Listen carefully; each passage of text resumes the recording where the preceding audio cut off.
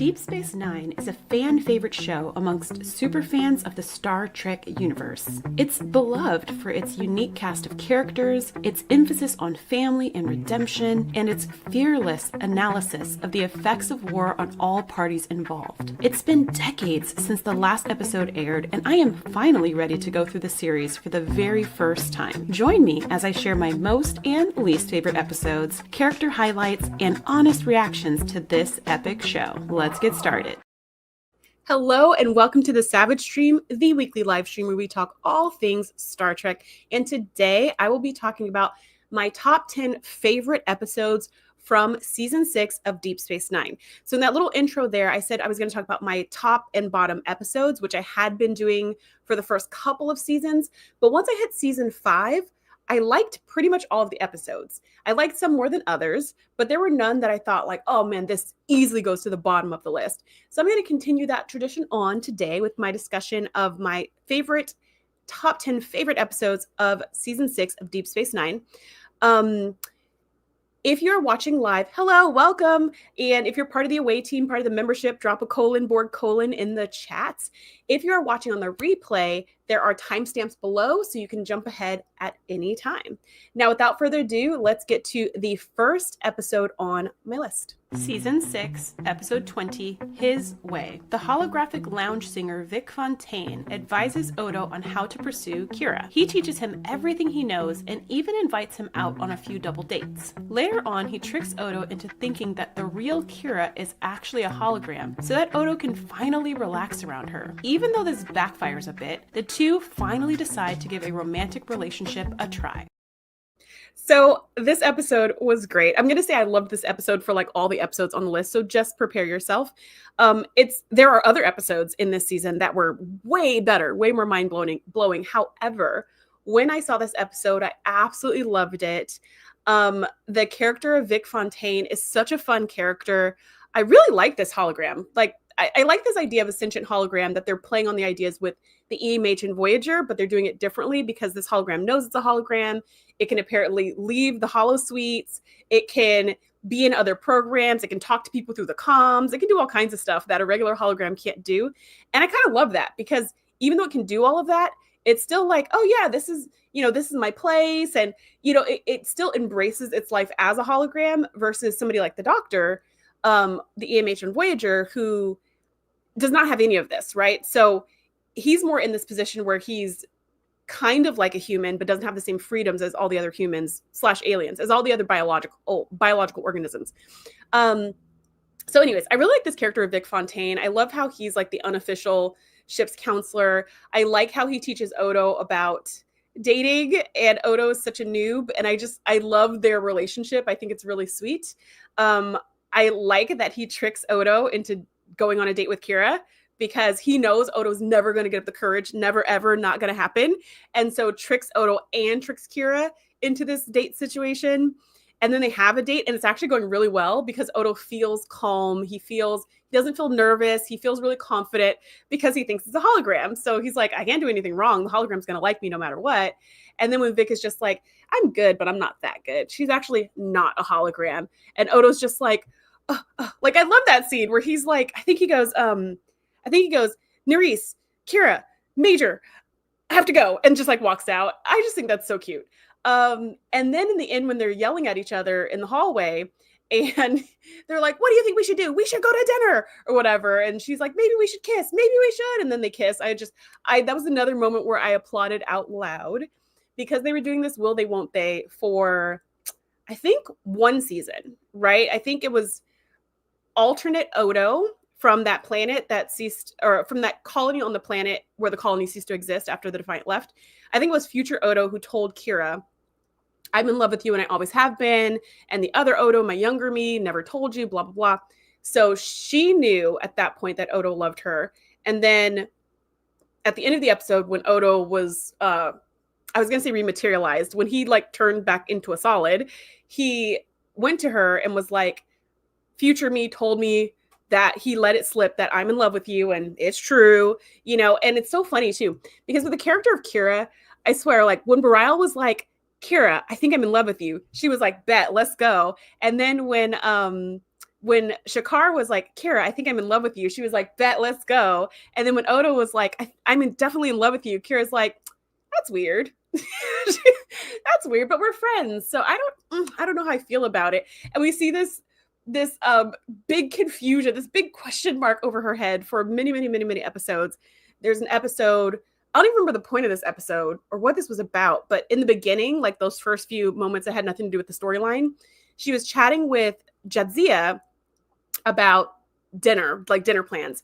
And Jadzia was like, why don't you invite so-and-so? Why don't you invite so-and-so? And Kira kept being like, oh no, because I don't like this about him, or I don't like that about him. And then Jadzia's like, why don't you invite Odo? And Kira says, I'm not ready for that conversation, or I'm not ready for that big step in our relationship, or something like that. And she's like, Odo's not ready for that step. We're just like not even close to that. And I was like, you're not close to dinner, to like a group dinner? That doesn't seem super high stakes, but whatever. So at this point, I'm like, it was enough time. I honestly, I didn't, since this is my first time watching Deep Space Nine, I did not know the two of them were ever going to get together. And I thought they were never going to get together. I thought he was just going to pine for her forever. And I thought that's really sad, because even though he's had other hookups over the years, even when he's hooking up with those other people, he's still in love with Kira. And it just, I don't know, just kind of broke my heart that he was just going to be in love, in this unrequited love, for the rest of his existence. So I'm glad that they got together at the end of this episode. I clapped out loud. I was really happy, mostly for Odo. Happy for Kira too, but mostly for Odo, that he doesn't have to pine anymore. And now he can like get his heart's desire. And then I was wondering, is this relationship going to last, or is it going to fall apart in some big messy way, because the two of them really were better as friends? But in any case, at this point, I was happy. So those are my thoughts on the first episode. Checking the chat, I see a lot of people saying hello.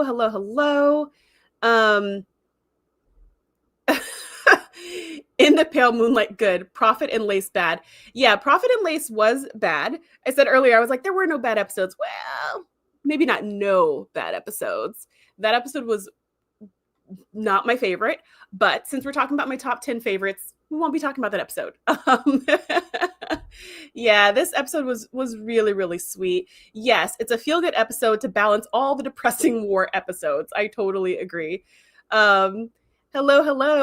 Hey, Dave, so glad to see you here. Hey, Nadia.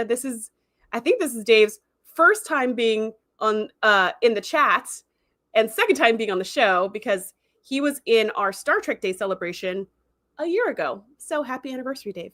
Okay, let's go to the next episode on the list. Season 6, Episode 12, Who Mourns for Morn? After Morn's untimely death, Quark discovers that he is Morn's sole heir. He also discovers that Morn was part of a crew of bank robbers or something, and that he kept all the loot for himself. His partners in crime threaten Quark's life if they don't get their cut. In the end, the crew gets arrested, and Quark learns that Morn is actually alive. This episode was so fun. Talk about an episode of silly nonsense. That was this, and I was here for it. It was so fun. It was so silly. It was so, I don't know. It was just ridiculous.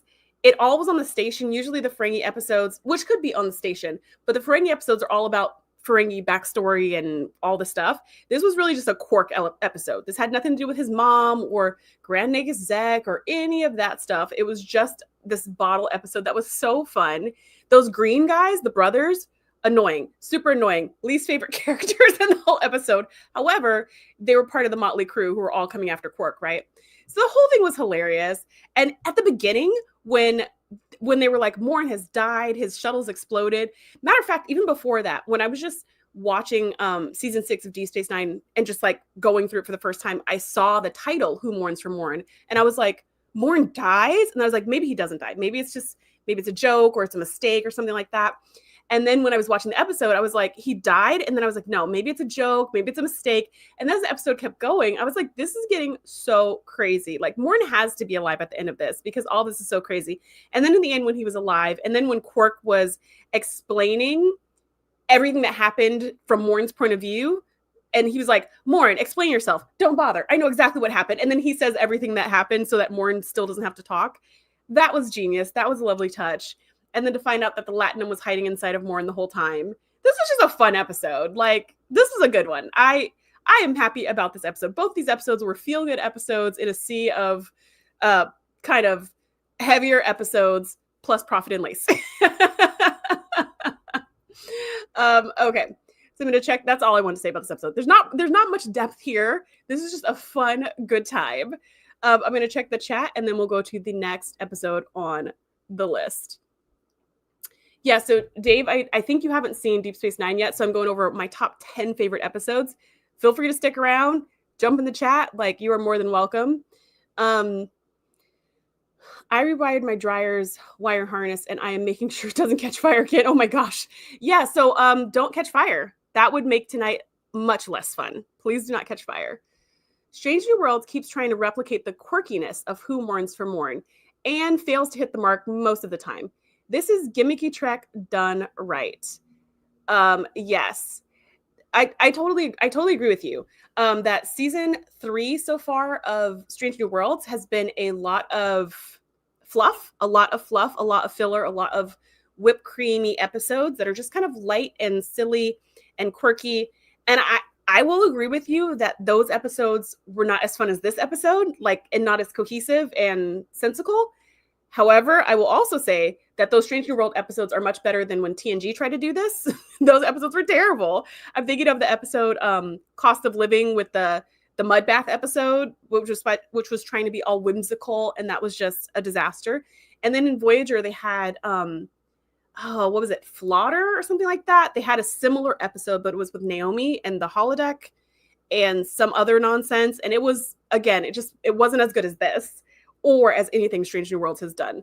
So I agree with you. And yeah, there's some episodes that are better or worse, is what I'm saying. The title is a play on the original series episode, Who Mourns for Adonis. Oh, that's interesting. That makes sense. But trying to remember if I saw that episode or if I just saw parts of that episode. Yeah, I just saw parts of that episode. That episode's not funny, is it? Isn't it like some Greek guy comes and steals some woman from the Enterprise because something? I don't know. Was that episode funny? Let me know. When Morn spits his latinum into the glass, I lost it. I laughed so hard I got cramps. Okay, when Quark was like, it's just useless, worthless gold. Where's all the latinum? And then when Morn came back in, I was like, Morn totally hit the latinum. I didn't know he hit it in his stomach and he was going to spit it out into a glass. But I was like, he totally hit it. He totally knew all along. And then when Quark was like, you've hit it in your second stomach for all these years. And that's why you don't eat as much as you should, or something he said. That's why you always eat half a plate or whatever he said. And Morn's just like, yep. I was just like, what? It was funny. It was silly. It was good times. I'm here for it. Quarks, where everyone knows your name 100%. I'm sick of listening to Morn yap on and on. Fire bad. Oh, okay, cool. Dave says, I've seen some of it. The only thing keeping me from watching it is the Ferengi. I will tell you, okay, the Ferengi in TNG are the worst. They are the worst. They are supposed to be villains. Then they're also supposed to be comic relief. Half the time they're really dumb. Half the time they're taking vengeance on things that don't make sense or in ways that don't make sense. And they're just very unenjoyable episodes to watch, the Ferengi episodes in TNG. Deep Space Nine changes all of that. I will tell you, just like watch the pilot. Quark is everything.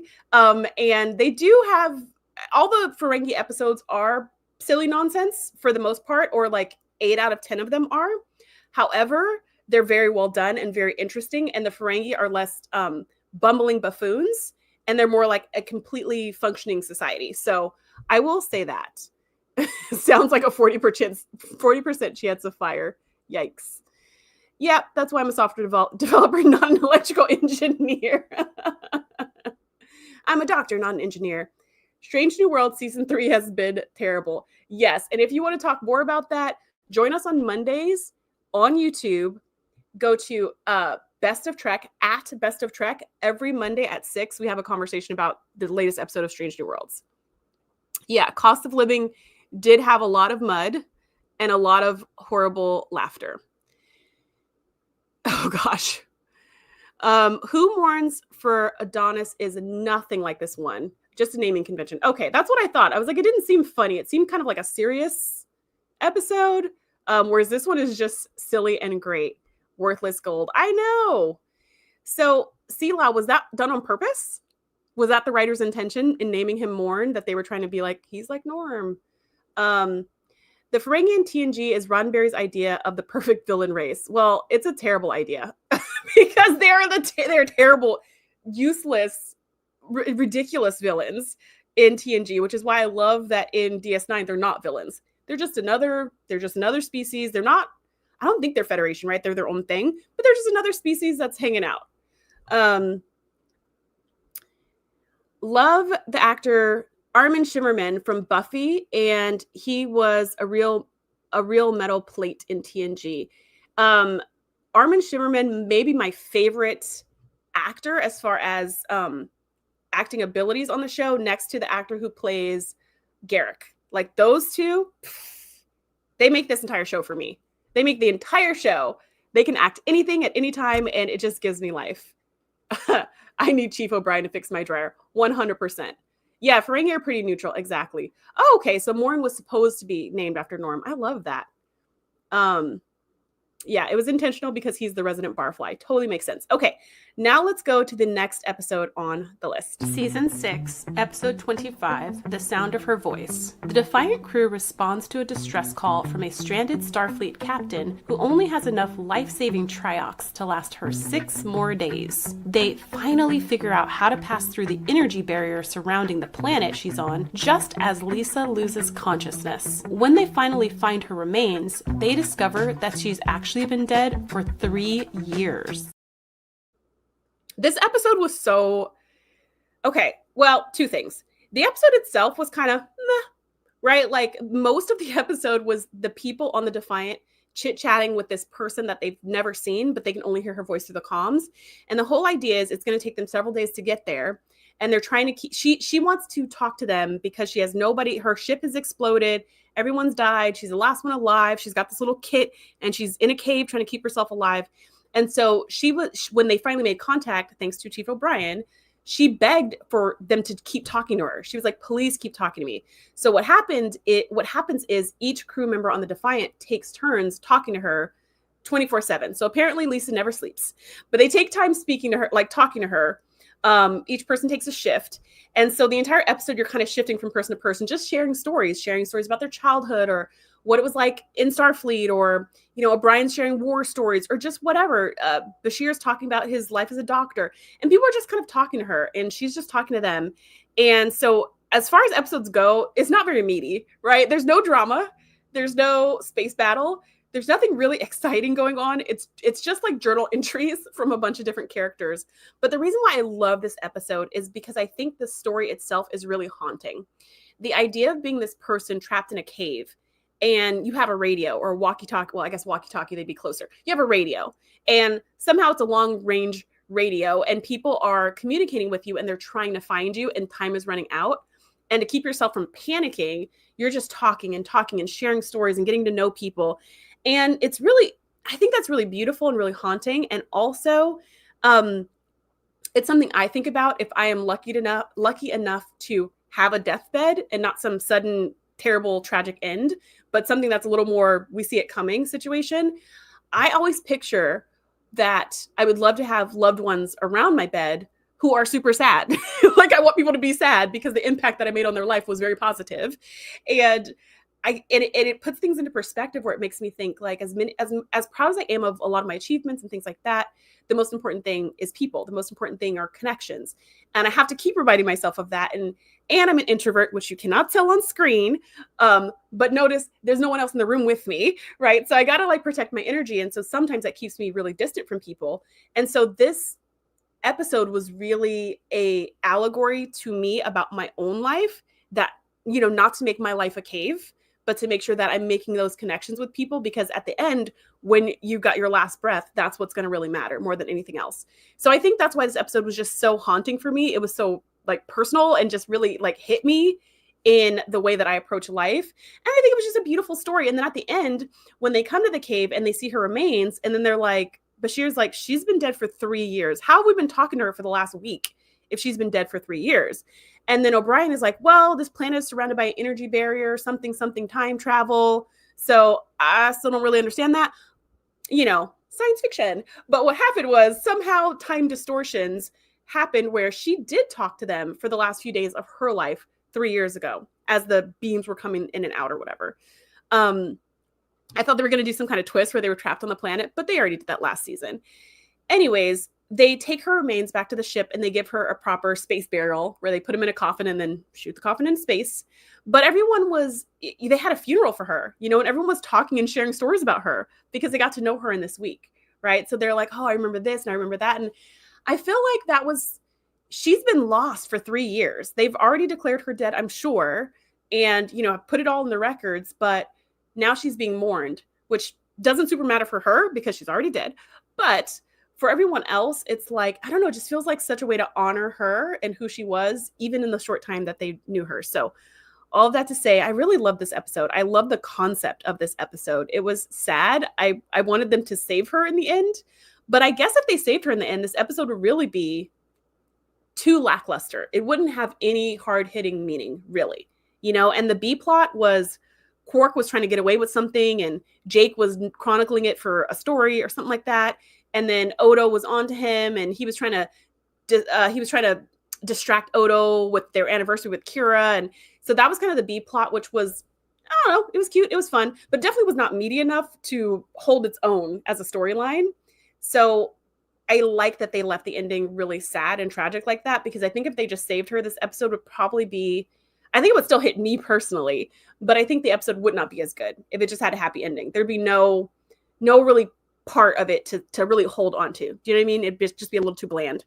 Anyways, those are my thoughts. I'm going to check the chat and then go to the next episode on my list.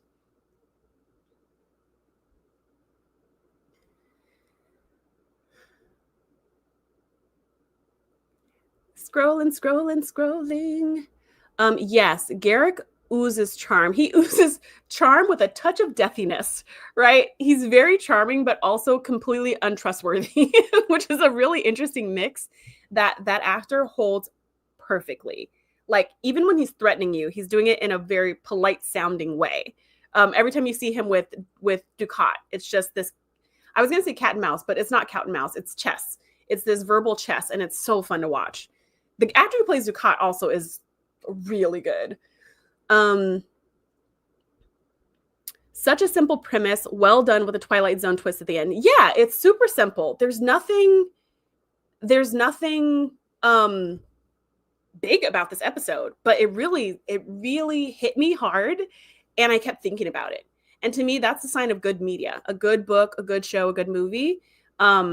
There's a lot of different criteria for good, but one of the criteria is if I keep thinking about it, I'm like, wow, that I feel like that's what stories are supposed to do. They're supposed to help us apply things to our lives and affect the way we see the world. Oh my gosh, yes, PS2 Chipper. Who turned out the lights? Such a good episode. That was a two-parter of Doctor Who. So good. Yeah, I love the twist at the end. It blew my mind. Honestly, for me, Patty, it made me really sad, but I'm glad they did it. But it made me really sad because this is Star Trek. I thought for sure she was going to be alive. Hey, AF Kaplan, good to see you. There's also another Doctor Who reference for ghosting, I think. That's funny if you call that ghosting. That's pretty funny. Introvert is like a battery that's drained to be social. That's exactly what it is. It's exactly what it is. An introvert gets their energy from solo time. Extroverts get their energy from people time. Ambiverts depends on the situation. And really, I'm more of an ambivert. But in general, I need my alone time to recharge. Dr. Crusher is saying, did someone say ghost? That's so funny. TNG would have had a happy ending. I think TNG would have had a happy ending. And I think Voyager would not. I think it would have had a bloody ending. Like the planet would have exploded as soon as they got there or something. And you would have been like, oh, like, I think that's how it would have ended. Scenes with Garrick and Ducat for me are like watching two apex predators circling one another 100%. And you're like, who is going to win? Neither. They're going to cancel each other out. You can tell that neither one. Matter of fact, because Garrick is more sneaky, but Ducat's more powerful. So, like, they're just so evenly matched in different ways. I like hearing them all talk with Lisa. So many fun insights into all the characters. Yeah. And there's things like she was talking to O'Brien about some of his wartime trauma or whatever. And she said something like, they said something about counseling. And he was like, I don't talk to counselors because blah, blah, blah. And she was like, yeah, I totally understand. And they kept talking. And then he was like, sometimes I just need someone to talk to, but I don't want to be like family or friends or people I work with. And she was like, yeah, you need somebody more like a counselor. And he was like, yeah, I do. I don't know. It was sweet. It was sweet.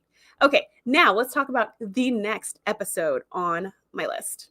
Season 6, Episode 24, Time's Orphan. During a family picnic on an uninhabited planet, Molly O'Brien falls into a time portal. She re-emerges a few days later, but she's 10 years older and feral. The O'Briens struggle to reintegrate her into family life, and ultimately, they flee from the station in order to return her to the portal and the only home she remembers. Once back, she finds her younger self and leads her through the portal and back to her parents.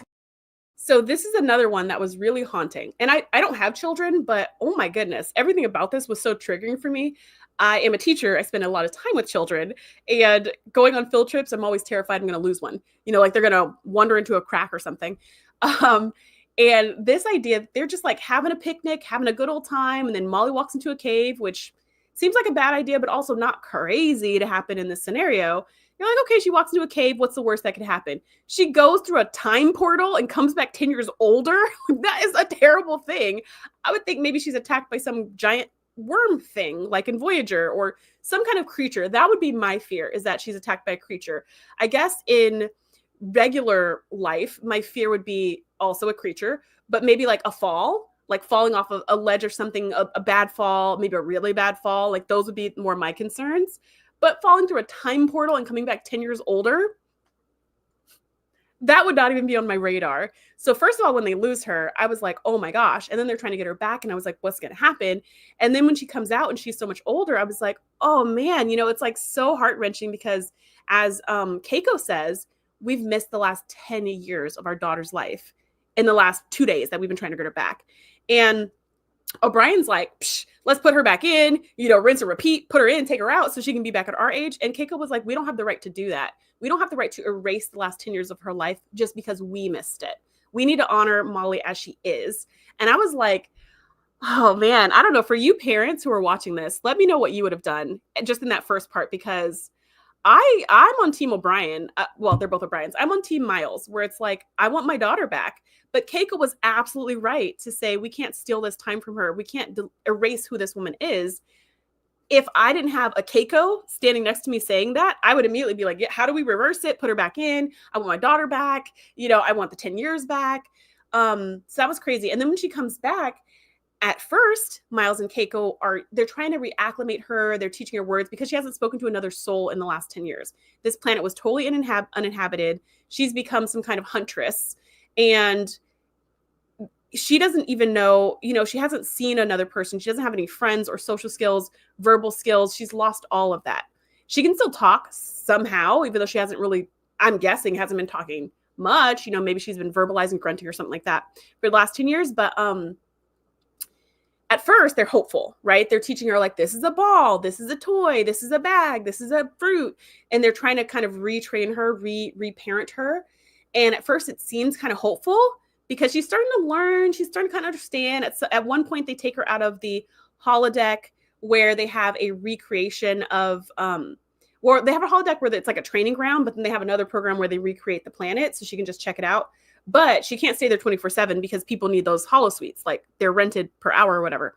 But so they take her out of that environment. They take her to their quarters and they're like, this is your home. Do you remember? This is your bed.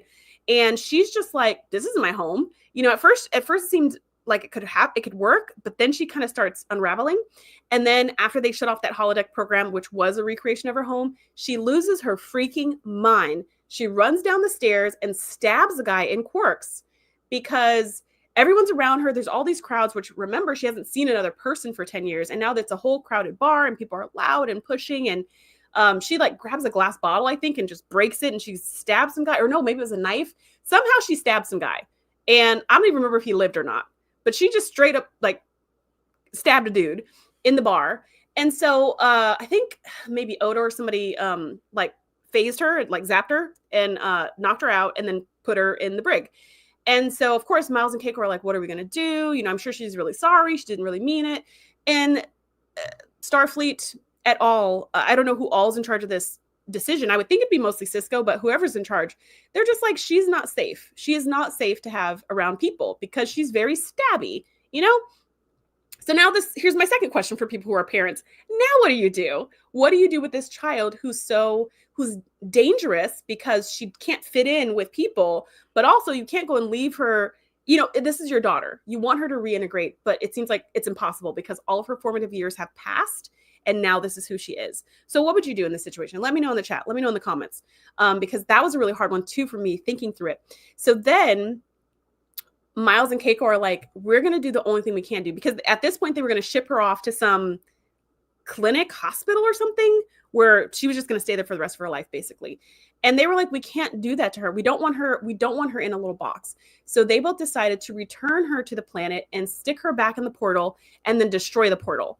So she could go back in time and just live however many more days she has in the home that she remembers and destroy the portal so no one could take her back, so she wouldn't stumble back through. So, you know, there'd be no chances. So I don't know. Let me know what you would do because I thought this was honestly the best decision for Molly because she was never going to fit in society at this point. And I wouldn't want her trapped in a hospital either. At least on her home planet, she can roam and have the trees and the air and all those things. But man, to not have your kid, you can't see her, you can't visit her, you won't know what happened to her. There will be no record of her. You won't even be able to, like she will be gone forever. This was, I don't even know. I don't even know. It seems like an impossible decision to make. But they decide to do that. But there's no way for them to get her out of the brig. And then Odo shows up and helps them. And he just like deactivates the force field and he's like, get out of here. And so they take her back. They put her back through the portal. And they're like, goodbye, Molly. You know, we love you. They give her a bag too. So they pack some clothes and some snacks and some toys and stuff. And I thought that was really sweet too. It's like, here's all of our love in a bag. This is all we can give you at this point. They put her through the portal. And then Miles is just about to blast the portal into smithereens when little Molly comes back through as a 10-year-old because Sci-Fi, you know, the convenience of plot narrative, which I love. Thank you so much for convenient plot narrative writers. When they sent older Molly back, she happened to come back at the exact, like 1 minute or something, 5 minutes after young Molly went through. So she sees Molly and like she's hiding in a corner and she's all dirty and she's crying and she's scared. And so she comes around and she looks and she goes, Molly? Because she can only say a few words and one of the words is Molly. And Molly's like, I want my mom and dad. And so she picks her up and she takes her to the portal and she goes, Mom and Dad, you know, and kind of points. And Molly goes through. And thankfully, it's like right before Miles is about to zap the whole portal and close it forever. And older Molly says, Molly, go home, you know, while she sees her go through the portal. And then, of course, she ceases to exist because it's DS9 time travel rules. And now everything's reset like nothing ever happened. So yay for that, because if this is a sad ending, I don't know if I could have handled it. If this ended with Molly forever gone on that planet or forever 10 years older and feral, I honestly don't know what I would have done. I couldn't have handled that. I don't know how I would have thought about that watching it when it aired when I was younger, but certainly at this age, I would have been furious. It probably would have been my least favorite episode. I would have been so angry. I would have felt as angry as I did at Nemesis when Data died. I would have just been like, why did you do this to Molly? I can't believe this. Like, I would have been furious. So I'm really glad that little Molly came back. I didn't think she was going to. I thought they were just going to send big Molly and destroy the thing and be like, we love her. Yeah. So at the end, I was definitely like, oh my gosh. Okay. So I'm going to check the chat and then we'll go to the next episode on the list, which takes a totally different emotional turn than this one. Let's see.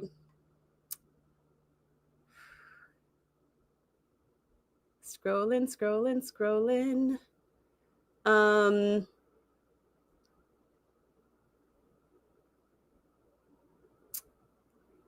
Scrolling some more. Okay. Yeah. So back to the Garrick and Ducat situation. Garrick will go down with a smile on his face.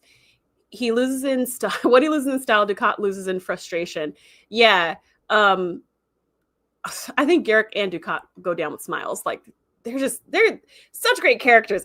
Such great characters. Also, the Cardassians got such a glow up in DS9. Such a glow up. We have so much more about their cultures and beliefs and personalities and stuff. Okay, so Robert says, this episode hits harder now that I have a daughter. Nadia, you did not miss. It's a fake. You did not miss this yet. This is on the list. You did not miss it. Molly, this one looks interesting. I love the O'Briens. Yeah, Molly is little Molly, like young Molly. I freaking love her. She's the cutest little thing.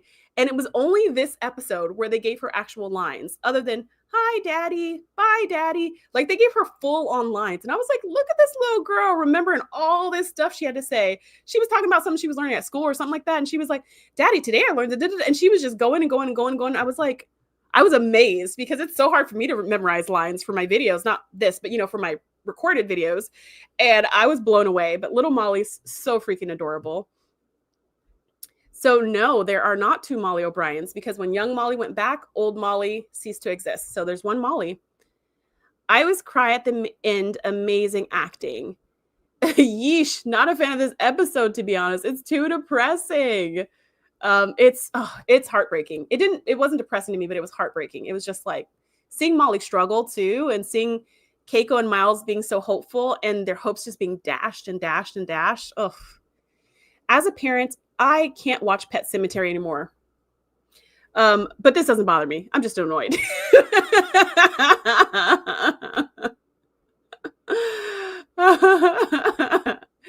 PS2 Chipper says, best of Trek, I love you more. Nadia says, I don't like the casting of this one. Older Molly looked nothing like child Molly. It was fine to me. It was fine. Like, I thought her acting, like her being feral, I thought she did a really good job with that. The way she was acting scared and nervous and, you know, really like her primate walking. I think she did a good job with acting like a feral person. Robert says, I would have sent her back. I can't stand the thought of her being alone for so long. So you would have sent her back or you would not have sent her back if, you know, you don't want her being alone. This is where you need a Janeway to administer the antidote to Two-Fix. The 10 years that Molly was without her parents must have been traumatizing. I would not want a child of mine to carry that kind of pain and fear. Ugh, yeah, so heartbreaking. I felt so bad for older Molly having to live all alone on that planet. As a parent, I feel terrible that she had such a lonely childhood. Yeah, I totally agree. I'm not a parent, but I totally agree.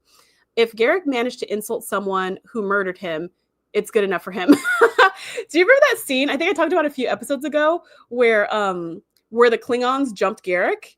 And then when he was in sickbay and Bashir was like, you need to report this or something like that. And Garrick was like, because he said they broke 3 of your ribs or something. And he was just like, oh, yes, but you should have seen the verbal assault that I left them with. And it was just hilarious. He was like, this trauma is going to be healed in an hour, but the trauma I left them will last for a lifetime or something like that. So funny. There's a crazy reaction you have with your little kids at a public space, like a park. If you lose sight of them, there's a panic. I remember that as completely irrational, as if they disappeared. Yes, 100%. 100%. When the little ones go missing, even if it's like, you know, I'm sure you've done this too. Tell me if you have not done this because you're a better child than I. But me and my sister, I remember one time we did this. We hid in the clothes racks when we were at a store. You know, we were playing hide and seek with our parents, but our parents didn't know we were playing hide and seek with them. So we were hiding in the clothes racks and we thought it was so funny. Our parents did not think it was funny. They didn't think it was funny at all. They were furious. We got in so much trouble. And I remember with my little brother, who was 11 years younger than me, did the same thing when he was little. He was hiding in a clothes rack and I lost it. I couldn't find him. I was freaking out. And then he came out and of course I read him the riot act and you can't disappear like that. And I mean, yes, like losing them for a second is just, yeah, I don't know. It's you feel so powerless and then like afraid and yeah, the panic and what can I do? Yeah, it's crazy. It's crazy. This is why I don't love field trips, by the way. It's for this reason. Outdoor ed's different because you can kind of keep them, you know, in a location and there's a bunch of adults, but in general, yeah, I don't super love being in charge of other people's kids in spaces I can't control. I wonder if this episode came out before or after that Jodie Foster movie, Nell. Yeah, I don't know. I have no idea. As a parent, I wouldn't send her back. I think with more than a week of work with professionals, she would start to make a real recovery. Agreed. I would not send her back to a place where her survival is uncertain.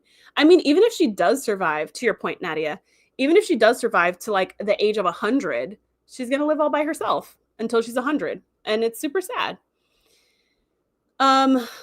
This was a couple of years before. Oh, it was a couple of years before. Okay, there we go. Now we know. OMG, Data died in Nemesis, but did he? Bum, bum, bum. Don't forget to hit the like button so your firstborn doesn't end up in a time portal. Love that. : : Love it. I love Pet Cemetery. My favorite part was when the pets bought the cemetery. Robbie, you are nothing if not consistent. Yeah, I read Pet Cemetery recently and I couldn't sleep. And then I watched the movie and then I was like, why did I do that? Why did I do either of these things? I love Stephen King, but why did I do either of these things? Don't sell your firstborn to Rumpelstiltskin. That is a good piece of advice.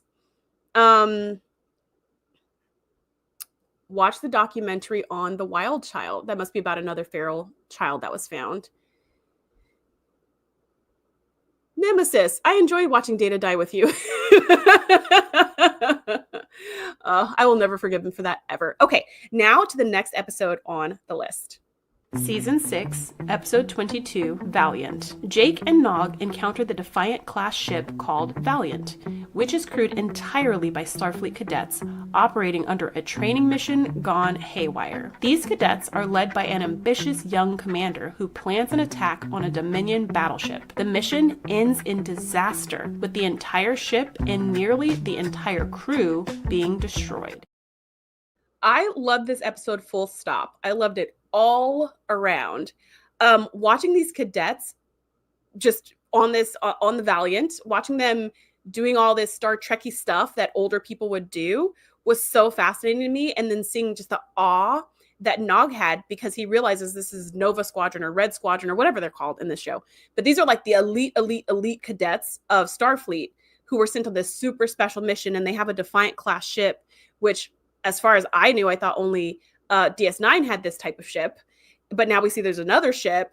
And then you see these kids, on these missions or whatever. And Nog is just like, oh my gosh. And then the acting captain had a field commission to be captain because the adults, because there were adults, this was a training mission. There were adults, but the adults died in a skirmish, I don't even know, 6 months ago or something like that. So as far as Starfleet knows, this entire ship is lost and all these cadets have died. This is what Starfleet thinks. But the cadets are still alive and they are continuing the mission for reasons. Because the person who's the acting captain now, he was, head cadet, I guess, when the real captain died. He gave him a field commission. And I forget the story, but in his heart, he was like, to make all these deaths matter, because all the adults died, the real first officer, whatever. So he's like, to make these deaths matter, we have to finish the mission. And the mission was to track down some secret Dominion science vessel or something like that. So he was like, we have to finish the mission to make the deaths matter. And Nog is like, but shouldn't you report back to Starfleet and let them know that you're still alive? And the captain's like, we can't do that because we have to keep radio silence because blah, blah, blah, blah. And so he's like, okay, I guess that makes sense. And then this kid who became acting captain has given field commissions to all the other cadets. So they're all like lieutenants and commanders and all this other stuff and from field commissions. So he's like, Nog, we could definitely use a new whatever he was supposed to be, science officer. I don't even remember, but they were like, yeah, I'm going to give you a field commission right now and promote you. And Nog was like, really? Yes, sounds great. That's what I've always wanted. And now I can be a part of this elite group, which I also wanted. So gives him a field commission, puts him in charge of something. Now Jake happens to be with him. And Jake is like, what is this nonsense? Jake is like, y'all are a bunch of kids. Why are you continuing this mission? The mission is now off because all the adults have died. Oh, chief engineer. Thank you. Chief engineer. All the adults have died. Go back to Federation space. Let the Federation know they can send a ship of grown-ups to continue the mission. You guys can leave. Why have you been here for 6 months? So Jake comes just like shaking the system, And I love that too. I love the juxtaposition of Jake and Nog. I always have. I love Nog 1000%. I love the contrast between Jake and Nog, where they're just like, they just come at things from a different angle. I was going to say two sides of coin, but no, that'd be Garrick and Ducat are two sides of coin. Jake and Nog are just different people who click, who are good friends, but they see things very differently. And when they took that turn where Nog was like, I want to be in Starfleet. This is what I want. I want to be the first Ferengi in Starfleet. I want to, duty and honor and all of these things, all of these values. That's what I want to be about. And where Jake, whose father is a freaking captain, Jake's like, I don't want to be in Starfleet. That's not what I want to do. I want to be a writer and I want to be a civilian, you know, and this is not the lifestyle I want for me. So the two of them kind of switched paths. Not that Nog was ever going to be a writer, but they kind of switched paths. And so I love this episode seeing those two different perspectives where Nog is just like, he can do nothing wrong. The captain can do nothing wrong because he's a captain and he's so cool and he's a high-ranking cadet and blah, blah, blah. And Jake is just like, but this makes no sense. Just use your mind. This makes no sense. And Nog is like, well, you don't understand because you're not Starfleet. So you don't know what it means to take a vow and to have duty. And Jake is like, no, I don't. But I do know what it means to have common sense. And it's just, the whole thing is great. And then at the end, they finally do track down the science ship. They track down the science vessel, mission complete. And so they're all cheering and high-fiving each other. And they're like, we did it. And Jake is like, good, now we can go home. Like, now we can go back to Federation space and get the heck out of here. But the captain is like, no, it's not enough. I'm going to add a second mission. We're going to destroy that science vessel because we're bad. We're the baddest ones in the whole quadrant. Like, we can do anything. No one can stop us. And Jake is like, well, you already said the mission was this. You finished the mission. Why are we not going home? Like, we need to go. And of course, they're all like, shut up, Jake. Get him out of here. Send him to the brig. You know, like, he doesn't know what it means to be one of us. And Nog starts cheering. He's like, yeah, one of us. Woo! You know, he loves being in the in crowd. Well, anyways, turns out this is a horrible idea. Surprise, surprise. They go to track down the science vessel and they give it everything they've got. They like fly in super close and they do a really cool like Millennium Falcon situation and they're dropping bombs and things are exploding and it's this huge fireball over the Dominion vessel and they're all cheering and they're like, yes. And then you look and all the fire goes away, all the proverbial smoke clears, and they haven't even put a scratch in the paint job on this Dominion ship. They have done nothing. And the ship turns and just opens fire on this little Defiant class ship. And it's just shredded. It's just shredded. Everyone dies. Panels are exploding. Kids are falling out of the turbo lifts in the sky. And the only people who survive somehow, miraculously, are Jake, Nog, and one other person. Their chief medical officer, I think she was. And they happen to get into an escape pod. And for some reason, the Dominion vessel doesn't blow up this escape pod. And somehow someone finds them eventually and, you know, is treating them or whatever. And then in this last scene where the chief medical officer is being treated for her wounds and she's laying in sick bay, Nog is there and Jake is there. And Jake's like a little bit further away. So it's a private-ish moment between Nog and lady whose name I don't remember. She goes like, he was a good captain and a good man and all the things you're supposed to say, right? To be loyal, all those things you're supposed to say about your commander who's amazing and incredible and never makes a mistake and all this stuff. And Nog looks at her and goes, no, he wasn't. He was a terrible commander. He killed everyone. Like, look at the evidence. He was not a good captain. And that's like how they end it. That's the end of the episode. I actually really love that because Nog was totally on team Red Squadron or whatever their name was. He was like, I'm a part of them. And Jake even called him on that. Jake was like, oh, you're drinking the Kool-Aid because they gave you a field commission, because they let you be a part of their team and gave you a fancy title. So now you're just going to listen to whatever this guy says, even if it makes no sense. And I think Nog heard Jake, but didn't want to believe it. Right. So he just kept being like, no. And then when everybody was dying and Jake was like, we need to get out of here. Then Nog had to kind of admit like, yeah, I definitely drank the Kool-Aid. I was all swept up in it too, but he was actually not a good leader because good leaders don't get their entire crew slaughtered senselessly from this really ridiculously non-strategic move here, you know, of taking on this huge ship when you're this tiny little ship. I mean, just so many things. Anyways, I freaking love this episode. Like, I love this episode. It was so good. It was so good. Okay, I'm going to check the chat and then we'll go to the next episode on the list. I think we're in the 1, 2, 3, 4, 5, 6. Yeah, so we're going to the second half of my list of top 10 favorite episodes from season 6 of Deep Space Nine.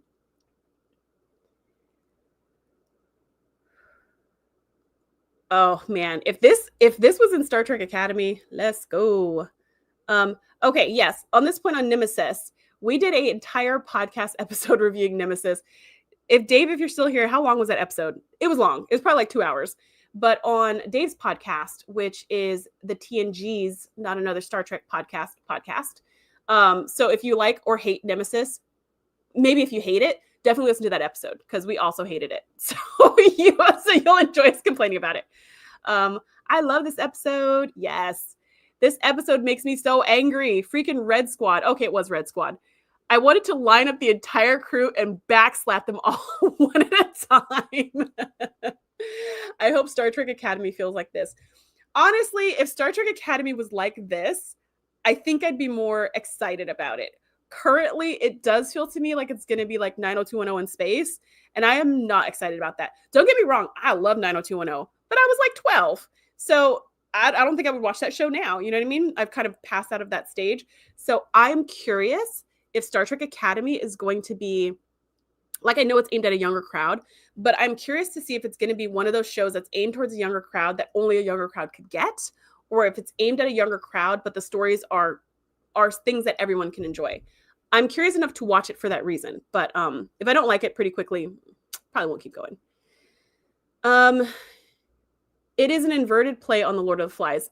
Exactly. It's like Lord of the Flies, but it's really like honorable because they're not killing each other. They're trying to complete their mission. They're trying to fight the Dominion. They're trying to contribute.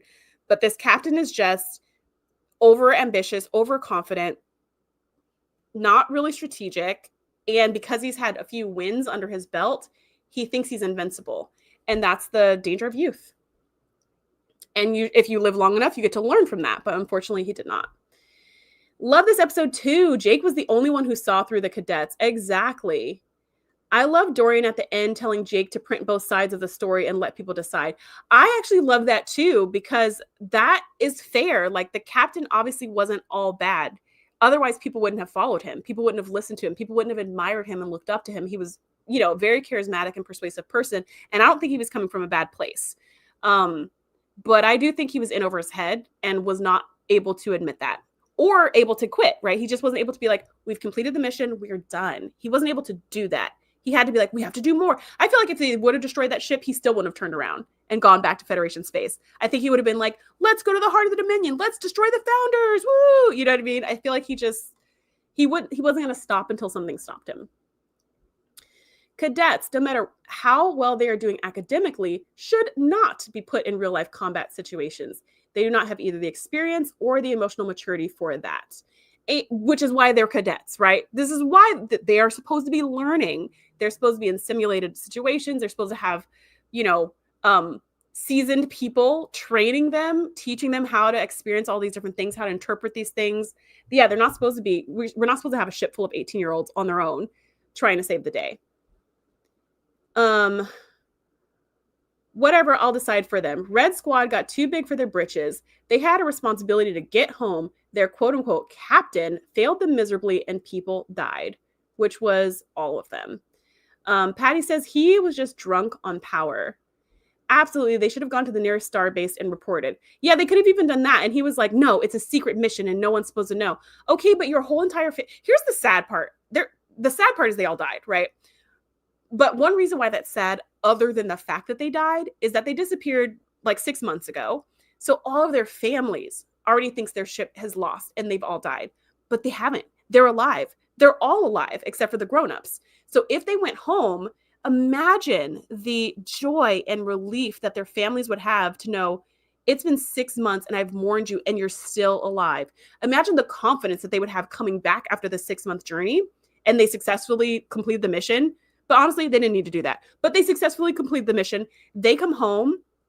They're going to be like the kings and queens and theys of the castle because they've been on a real mission and they lived through this really difficult time where all of their commanding officers died, but they took charge. Like, imagine who they could have been had they come back. Like, they still would have been super arrogant, but they would have had support over the trauma. They would have had a life. They would have had a life, and they could have gone on to be the hottest new things, the youngest captain in history, the youngest chief engineer in history, the youngest chief. They could have gone on and did that had they had a chance to live. And I think that's the sad thing. Do you remember that episode of Voyager? I forget the name of it, but that one where they go to the demon planet and the planet copies all their DNA and then it makes a whole nother Voyager crew. And so not that episode, but the next episode when that crew starts dissolving in space because they forgot that they were not really the Voyager crew and they started making their way home and they got too far away from their planet and their whole ship started dissolving. And then they like turn into a puff of smoke just as the Voyager pulls up. And they're like, we were getting a distress call from this location, but there's nothing here. Weird. And then they turn around and keep going home. And it's like, that part kills me every time I watch that episode, because I always think if only they had been 5 minutes earlier, they could have at least witnessed. They could have witnessed these people's last moments. And the people could have known that someone was there to witness them, just a little bit more. And I felt like that about Red Squad. Had they just gone home, So now when Nog and Jake and Dorian get picked up, Dorian gets to go home and tell everybody, yeah, they didn't die 6 months ago. They died yesterday. And I just think it's just tragedy on top of tragedy, I liked when Jake was like, my dad is one of the best combat officers in Starfleet, and he would not take this course of action. Yeah, I like that too. He was just like, this is dumb. And I can tell you it's dumb, even though I'm a civilian. I know it's dumb. We all know it's dumb. I love how O'Brien had previously told Nog, if you had to take command, no one would be left for you to command. Yes. And that's largely what happens here, minus a couple of wounded stragglers.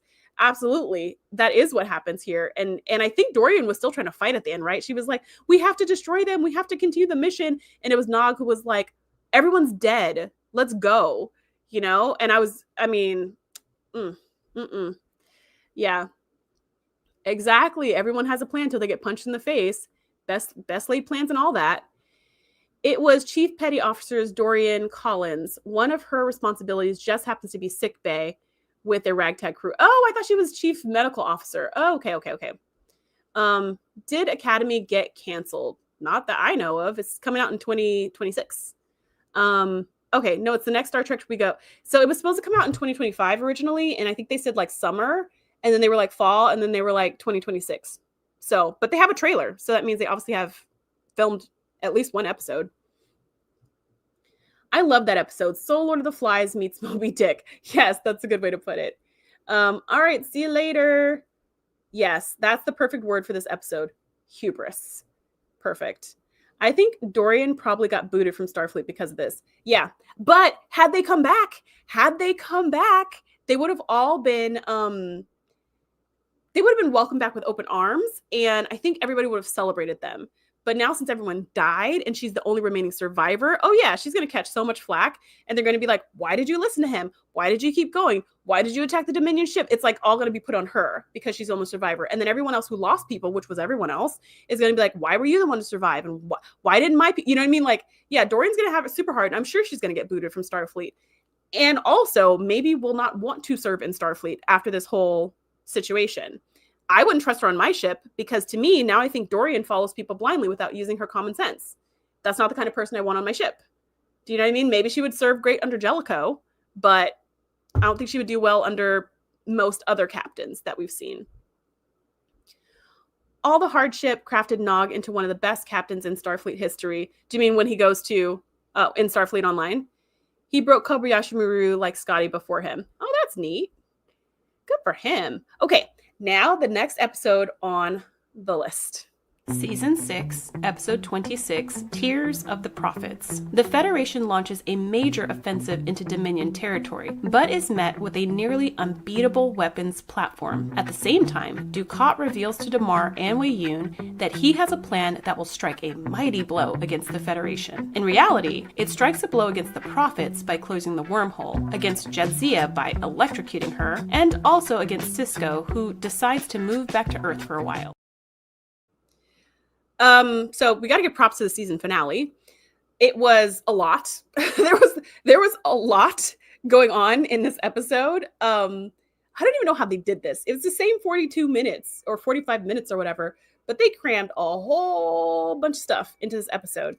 I think the big moment of shock was obviously Jadzia being electrocuted by Dukat, but there's a lot of other stuff going in this episode. I think. So we get that, and then we get, is this the one where we get, no, that's the next one. Yeah, so we get that, and that was just shocking. So I knew, that was a spoiler that I knew Jadzia was going to die at some point, but I didn't know when, didn't know how, and as I kept watching the show, I was like, she's still here. Season 2, she's still here. Season 3, she's still here. I was like, So here it is at the very end of season 6, which is such a bummer because they only had one season left. So now we have a whole season without Jadzia, and it's funny because a lot of all the cons and stuff always bring back oh gosh, I'm blanking on her name, the actress who played Tasha Yar. All the cons are always like, we need Yar, we need Yar. She didn't even make it through the end of the first season. But people are like, she was in the show the whole time. You know, they have this feeling like she was always there. She didn't even make it to season finale. She did not even make it that far. But she is so iconic in people's minds and memories that they want her showing up at all the cons and stuff like that. But Jadzia was in the whole freaking show. She was in the whole show all the way until season 7, like last season. Man, that had to be a real blow for all the people watching in real time. I'm sure it was infuriating. I'm sure it was frustrating. I'm sure it was shocking. I wonder if people hoped that it was one of those they'll just come back to life things. But they made it very clear at the end when the Dax symbiote was still alive and saved, and Bashir was like, we're going to, we're transporting it now or whatever. And they made it clear that the symbiote is going to live on, but that Jadzia herself will not. And then we see Worf say goodbye to her, and we see Cisco over her casket. So they really wanted to let us know we're not gonna bring her back. She's gone for reals this time. And it's really shocking because people don't really die. Main characters don't really die on Trek too much. That's what the red shirts are for, So I'm sure that was really hard. And that's probably what most people talked about after this episode. But there was a lot going on. There was the Pa Wraith that possessed Dukat. What? Like, that was super interesting.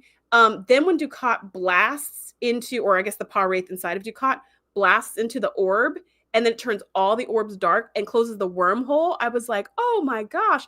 I didn't actually know what his plan was going to be, what his big blow against the Federation was going to be. I thought it was maybe a weapon, because he did make it seem like it was a weapon. And then with this, it was like, oh my gosh, like the wormhole's closed.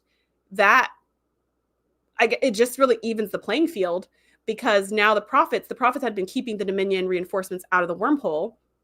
So they had to start making more Jem'Hadar in the Alpha Quadrant. And so it was a much more evenly matched battle, because they couldn't just keep bringing more reinforcements in. But this just kind of solidified that. It took away this extra Deus Ex Machina that could show up from time to time. It took away that. So now it's really just like biologic versus biologic. But also it takes away the protection of Bajor. It takes away the connection of Bajor to their spiritual center, which is really wild. And then of course, I was actually surprised by this too. This is a conversation we'll have in season 7, but that this is what turned Dukat into like a believer in the prophets is like, what the heck? Like, freaking Dukat. So anyways, there's a lot going on in this episode. Really good episode, really compelling, really like, just the whole time you're like, what's going to happen next? So yeah, I cannot imagine what this was like watching it in real time with other fans or solo. But that's what I have to say about this episode. I'm going to check the chat and then we'll go to the next episode on the list. Doop-a-doop-a-doop-boop-boo.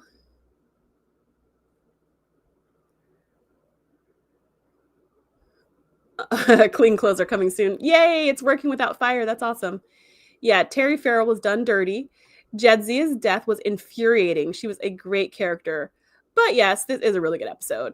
Also, it's proof that no one should ever mate with Worf. Are you saying he's a bad luck charm? I still liked Ezri. Not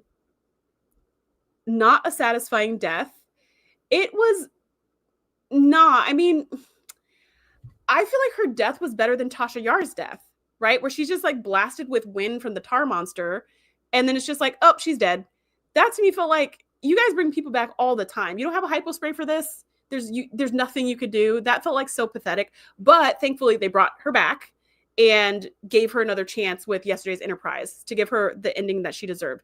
So compared to Yar's ending, I felt like this was fine. It was kind of shocking, though. It's like, wait, Dukat can electrocute people from his fingertips as long as he's got a Pa Wraith inside of him. So there were some kind of like, what's going on? And then I thought she died right there. Like, I thought she died in the Bajoran temple and that they were just going to come back to Deep Space Nine and just find her already dead. And I was like, man, that's going to suck. But they gave us a little more. They let her stay alive for longer so that people could say goodbye to her, which I thought was really thoughtful for the writers to give the audience a chance to see people saying goodbye, because they didn't have to do that. They could have just done like Yar. They could have been like, oh, she was electrocuted. That sucks. And just, that was it. So it wasn't the best death scene ever, but it wasn't the worst death scene ever. I can't watch this episode anymore, says Patty. I teared up for Worf, Jadzia, and their lost child. Oh, yeah, because they did want a baby together. Oh, don't quit the show or you'll get killed off. Oh, so Terry got a new show, Becker. What's Becker? What's that? What's that show about? I just can't imagine what the Bajorans went through, being a people of faith, losing their connection with their gods. Yeah, especially since the orbs were a part of their regular rituals. They had a handful of them. They didn't have a ton of them. So I kind of wondered the logistics of that. Because I think they said they only had like 7 orbs or 9 orbs or something like that. But everyone on the planet, but they had an orb on Deep Space Nine. One of the 7, one of the 9 was on the space station. And I guess the rest were on the planet. But to have it at every service, imagine if there was 8 locations on entire planet Earth where the orbs were found. And that's the only place you could go to interact with them. So I feel like a lot of people, a lot of the faith of the Bajorans was maybe not connected with the orbs. Only a few people could connect with them regularly. But then to not have them, man, to not even have them. Yeah. Tasha just got slapped across the soundstage. Sure did. I don't think she was pregnant, though. She didn't say she was pregnant. They said they wanted to have a child. She wanted to have a child, but I don't remember her saying she was pregnant. Taryn Jadzia came back in Star Trek Online, and she was vicious. Do we want... you've just been Bermaned. Do we want Jadzia back, even if she's evil? Like, are we okay with evil Jadzia? I don't know. Oh, it's a sitcom. Ted Danson's show after Cheers. It was no Cheers. Nobody's doing a Becker podcast. Okay. A lot of shows are like that. They don't always make it. Okay, now let's go to the next episode on the list. Season 6, Episode 6, Sacrifice of Angels. Sisko leads a Federation fleet in a desperate battle to retake Deep Space Nine from Dominion control. The Dominion's fleet is causing heavy damage, and their reinforcements are on the way until the Prophets intervene and make all the ships in the wormhole disappear. As the Dominion flees Deep Space Nine, Damar kills Ziyal as a traitor, and Dukat falls to pieces. So this episode was so exciting. This what was the episode when, so it was a season finale, right, of season 5 where Sisko abandons the station. And I was like, oh my gosh, I've never seen a captain do this where they leave and the ship isn't exploding all around them, where he's just like, well, time to abandon, pew. Like, I was shocked.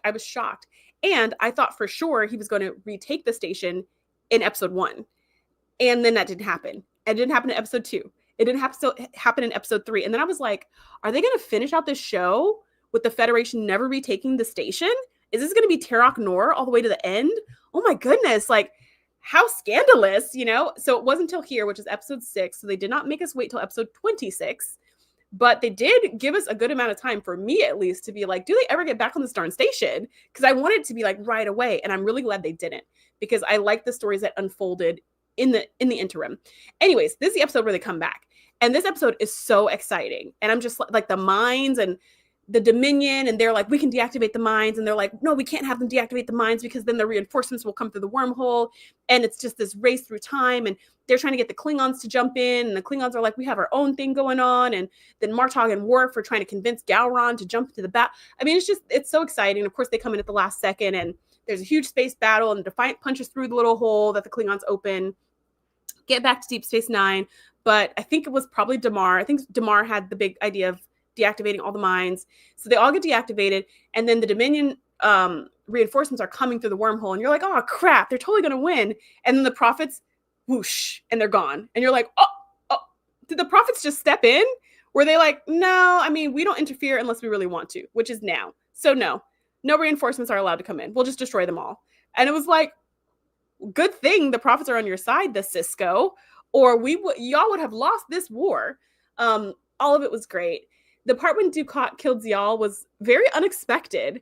I didn't see that coming, and I don't totally understand why it had to happen. And the part before that, when Kira and some of the people who were still on the station were sabotaging and working together, Kira and Rom and Rom's wife and stuff. I loved that. I loved their, sticking it to the man in whatever little ways they could.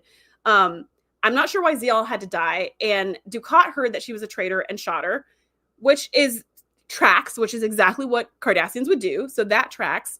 And Dukat didn't want to shoot her because that was his daughter.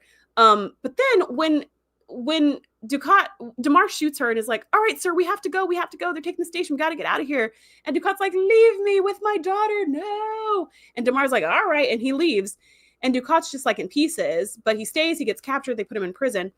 That scene where he's crying over her body, what do you think was going on in that scene? Do you think he was really mourning his daughter who he deeply loved? I guess it depends on how we're describing love. But to me, and we talked about this last week for those of you who have seen last week's episode, for me, Dukat, I feel like Dukat only loves his daughter because his daughter thinks he's amazing, right? His daughter is like the perfect subject for him. His Zial is just like, Dad, you're amazing. Dad, you're great. Oh, everything you've done in the past. It's just things in the past. We can forget about that. So I feel like Dukat this is what he wants from everyone. And Zial gives this to him freely and openly and lavishly. And I feel like that's what he loves about her. Not her in any way, not her personality, not her desires, not her hopes and dreams, not her contributions to the world, to society, but the fact that she lavishes love and appreciation upon him is how I always interpret their relationship, which works for them, whatever. But in this scene, when he's so devastated at her loss, I took it like, oh no, my one true fan has died. Whatever should I do? That's kind of how I felt. I just could not buy that Dukat honestly had sad feelings about this person as a person no longer being here. That's how I felt. Let me know what you think in the chat or in the comments. How you felt about this death scene. If it was like totally legit, if he was really mourning his daughter, if he had that father-daughter bond, whatever you think it was. But for me, I was just like, I'm Dukat. I feel like you're upset because you've lost what she gives you, not because you've lost who she is. But in any case, he was upset. He lost it. He fell to pieces. He was captured. And Damar got away with Wei Yun et al. And Terok Nor was renamed Deep Space Nine. Yeah, okay. That's my thoughts on this episode. I'm going to check the chat and then we'll go to the next episode on the list. We have 4 more. Wait, no. 1, 2, 3. 3 more. 3 more on the list.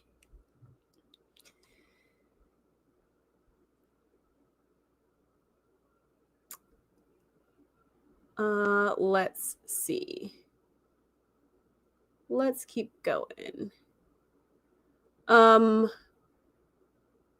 Okay, so PS2 Chipper says the background information for why Jadzia was killed was that the actress who plays her contract expired and she wanted to work only part-time to focus on a new show, and the producers were infuriated, so they fired her. Yeah, I like have such a hard time believing all the behind the scenes stuff.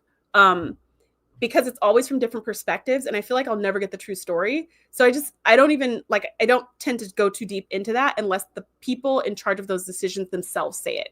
So if the person who fired somebody who's like, yes, I fired them and here's why, then it's like, okay, I feel like I'm getting the real story. But because nobody wants to look bad, they're never going to say that. So I'm always like, I'm never sure of all the pieces of the puzzle. Are we burying Jadzia in the pet cemetery so she comes back all evil and murdery, right? So if we bury Jadzia in the pet cemetery, we'll have evil Prime Universe Jadzia, along with evil Mirror Universe Jadzia. Tasha was forced to become the wife of a Romulan general and got murdered when she tried to flee with her daughter. I would prefer the Tar Monster. That is true. However, we did not know that for a while. What we knew was that in yesterday's Enterprise, she went back in time to fight in this losing battle to protect a Klingon outpost from something. And that fight is what caused the allegiance to happen with the Klingons and the Federation. So as far as we knew and as far as she knew, is she was going back to a doomed ship to give them a fighting chance to last a few more minutes longer. And that ending is the exact ending that she deserves. This valiant, brave, going out in a hailstorm of bullets kind of a situation is exactly the ending she deserves. Now, what really happened was when, she had to marry a general and all those other things, even though all that stuff happened, she was executed for trying to escape with her daughter and live a better life. So it was still her agency. It was something she did that led to her being executed. Whereas the Tar Monster, it was totally arbitrary, right? It was just like psychic blow and it just hit her and she died. It was pointless. It was meaningless. And that's what Guinan says in yesterday's Enterprise, that your death was meaningless. So in all the other iterations, her death has purpose, has some kind of meaning, and she has some kind of agency in it. It's not just like pointless. Just throwing that out there. They killed her off without answering if she was pregnant. She wasn't pregnant. Julian had just told her that he was feeling good about their chances based on recent testing. Oh. They sabotaged DS9 with a passive-aggressive attitude. This was so exciting. Yeah, this episode. I subscribe to the theory that the Dominion War was the battle of the baseball. Things go Ducat's way while he's treating the ball well. But when he disrespects it, everything goes to crap. The prophets said, a hand can only remain closed so long before it becomes a fist. Ooh, I like that. Where'd you get that from? Something in civil defense. Ducat's got the upper hand till he knocks the baseball off the desk, and then he becomes trapped too. Well, yep, respect the baseball. I hear you on that. In this episode, the prophets were like Starfleet Prime Directive, more like Prime Suggestion. Yes, exactly. That's exactly what this episode was for the prophets. They were like, I mean, normally we don't interfere and destroy them all. Okay, but after this, we really don't interfere with... Yeah, it totally was that. That's so funny. Okay, so PS2 Chipper thinks that Ducat was mourning the loss of himself, or like a piece of himself, right? But Sela says he was mourning Zial. He was mourning his actual daughter. Best of Trek says, yes, I think Zial is the only thing in the universe he cared about even a little bit, other than himself, I'm sure, is the other part of that sentence. I believe that Ducat did love his daughter, but he loved power more. Interesting. I really felt for him, is what Sela says. He loves Zial as an extension of himself. Zial was such a sweet person, and it was really sad that she died. I was more sad that she died than Jadzia, because I knew Jadzia was going to die, and I was waiting for it. I did not know Zial was going to die. That was a total shock for me. I agree that he lost the ideal of her. I will email Rick Berman. Okay, here's the next episode on the list. Season 6, Episode 19, In the Pale Moonlight. Sisko, desperate to bring the Romulans into the war, works with Garak to falsify evidence of Dominion plans to attack them. Their scheme backfires when the Romulan senator discovers their evidence is a fake. But Garak later assassinates the senator in a way that implicates the Dominion and successfully draws the Romulans into the war. So when the episode first started, I was kind of like, whatever. I liked the fact that Sisko was talking directly to camera. I thought that was a really interesting way to do his personal logs. But the storyline itself, I was kind of like, okay, whatever. Yes, there's this, there's that. But then once it got into the secret plot, I was like, okay, this is going somewhere. And then when they were trying to fool the senator, and then the scene where he says, it's a fake. Yes, this one, it's a fake. It was so comedic and ridiculous the way he said it. But I was surprised. I thought they were totally going to fool him. And when you could see Sisko like holding his breath, right? When he comes back with the results of his tests or whatever. And I was like, oh, they're totally going to get away with this. He's totally going to fall for it. And he goes, it's a fake. And then it goes back to Sisko being like, well, that didn't work or whatever. I was like, oh no, what's going to happen now? So it was that moment, like the it's a fake, where I was like, okay, now I'm in, now I'm locked in. Like, what's going to happen? And then when Sisko finds out that the shuttle with the Romulan senator, who was on his way back to go tell everyone the truth about Sisko and the Federation, and they're trying to trick them and all these things, that his ship exploded, and he immediately knows it was Garak who was responsible. Part of me is like, this is a little bit on the senator, because you don't have to be in person to tell people stuff. This is space. This is future time. Just like tell them, to be like, just open the comm link and tell them, just send a subspace message. But this is spycraft stuff, so maybe it had to be in person for some reason. But I didn't totally buy that. I mean, especially if you want to expose Starfleet for being big, big fakers, big frauds. Like, you could tell that, you could scream that from the rooftops on Deep Space Nine, and then just keep screaming it on your way home. So there was no reason for him to wait, but whatever, that wasn't part of the story. So Sisko finds out, he goes and confronts Garak and roughs him up. And then they have this shouting match back and forth, and they're both making good points, right? Sisko's all like, I can't believe you did this. It's not the Starfleet way, and blah, blah, blah. And Garak's like, I'm not Starfleet. Why are you even bringing that up? And also, this was your idea from the beginning, and you're the one who wanted this plan to work, and da-da-da-da. And then Sisko's like, but the thing is a fake, and they found out it's a fake. They already know this, the evidence isn't even real. And the evidence, of course, the way Garak had the bomb planted or whatever, it was in such a way where it would kill everybody, but it would leave the evidence untampered so that the Romulans would find it in the wreckage. And so Sisko was like, the senator already found out it's a fake, so this is not going to fool anybody else. And Garak was like, well, the fact that it was in an explosion will make sure that they think any inconsistencies came from the explosion. That's why it looks like that. And I mean, this is Garak at his most diabolical, right? And this is Sisko being kind of naive about the lengths that Garak can go to. And then Garak is just like, well, you got what you wanted. And Sisko's like, you knew it was never going to pass muster. You knew he was going to figure out that it was a fake. This was your real plan all along. Garak's like, yes. And that's why I didn't tell you about it, because you would do all of this and you would ruin the plan. So Garak really had, like, he's so wheels inside of wheels, you know? Garak had all the layers of this plan, but he knew exactly what to do to make the plan work. Said, you want to bring them into the war? So do I. Let's go. Then Sisko is like, what happened to the guy who created the fake, what are those rods called? Data chips, whatever the fake evidence. What happened to that guy? Did you kill him too? And Garak was like, casualty of war. Like, of course I did. I did immediately. Of course I did, you know? And Sisko's like, I can't believe this. And then after they're just like yelling at each other, then it goes back to Sisko in his quarters. And I forget what he says, but he says something like, I'm not worried about it. Oh yeah, that's what it is. I can live with it. I can live with it. And he just like has a drink, and then he's like, computer, delete log. I was like, oh my gosh. I literally wrote in my notes, wait, is Sisko the bad guy? Is Sisko the bad guy? That was so shocking. So the emotional buildup was pretty intense towards the end of the episode. The first half was just kind of, it was okay. You know, it was okay. Like, the story was okay. But the end of it was like, what the heck just happened? I did not see it coming. I was surprised. I was shocked. I was at different, moments towards the ending. The whole fight scene with Garak, I was like, is Sisko really just whooping on Garak? Like no. I mean, all of this was like crazy. And then at the end, when he's just like, I can live with it, I was like, oh my gosh, like, Sisko is not the moral high ground. He's the one who thought up this plan. And he was like, look, we're not going to win this war without some more help. So I'm going to get us some more help. And oh, well, who cares about the consequences? So only him and Garak know what really happened, because everybody else is dead who might know.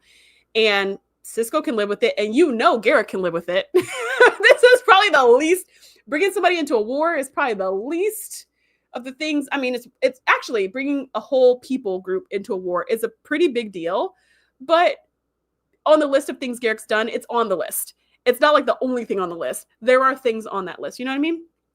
Anyways, okay, I'm going to check the chat, and then we will go to the next episode on the list.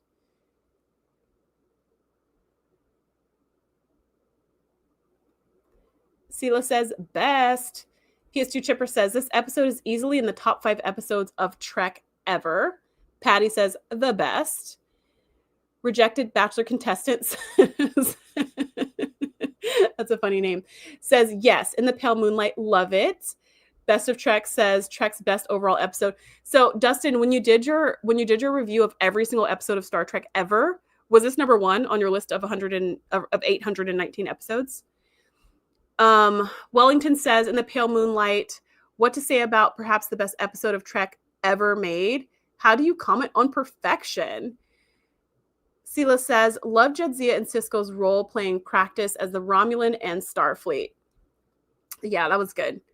PS2 Chipper says, I think Roddenberry was spinning in his grave when this episode aired. Yeah, this definitely flies in the face of Roddenberry's initial vision of this utopia system inside the Federation, because now it's devolved into war. And there's a lot of war stuff in TOS also in the movies and whatever, but this is very human. And Gene Roddenberry wanted a world that was not very human, where everyone got along and it was very kumbaya and not realistic in that sense, right? Because people are going to have conflict. This is the opposite of that. This is like conflict, subterfuge, spycraft, all the things. Randall says, slapping Garak may be more of an insult than a punch. Yeah, just like backhanding him. You know what I always think is funny when the Cardassians get hit, how their little wigs start flying?